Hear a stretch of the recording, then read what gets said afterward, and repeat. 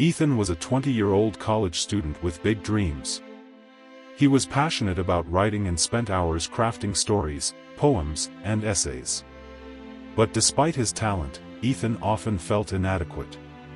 He constantly compared himself to his peers, especially his roommate, Alex, who seemed to excel at everything. Alex was the star of the soccer team, had a thriving social media presence, and aced every exam without breaking a sweat. Ethan, on the other hand, struggled with self-doubt. He felt like he was falling behind in every aspect of life. Why can't I be more like Alex, he often wondered. One day, Ethan's professor assigned a creative writing project.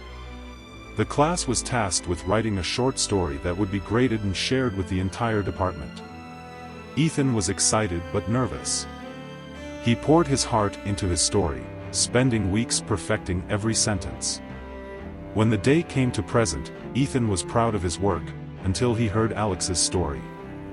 Alex's story was brilliant. The class erupted in applause, and even the professor praised it as one of the best she'd ever read.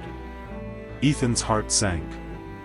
He felt like his work was insignificant in comparison. When it was his turn to present, he stumbled through his reading, convinced his story was mediocre. After class, Ethan approached his professor, feeling defeated. "I don't think I'm cut out for this," he confessed. "Alex's story was so much better than mine. I'll never be that good." The professor smiled gently and said, "Ethan, do you know why I love teaching creative writing? Because every writer has a unique voice. Alex's story was wonderful, but so was yours. You can't compare the two because they're completely different.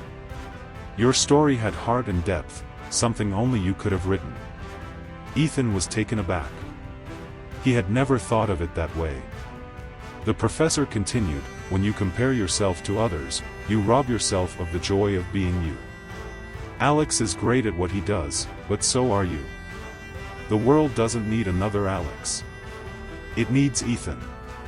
Those words stuck with Ethan. He realized that his worth wasn't determined by how he measured up to others but by the unique qualities he brought to the table.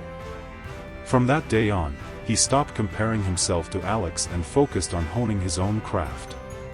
He began to embrace his individuality and found joy in his writing again. Years later, Ethan became a successful author, known for his heartfelt and authentic stories.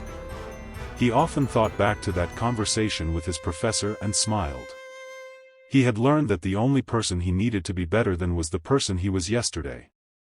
And as for Alex, he and Ethan remained friends, each thriving in their own way, proving that there's room for everyone to shine, just not in the same light. Moral of the story: never compare yourself to others. Your journey is unique, and your value lies in being authentically you.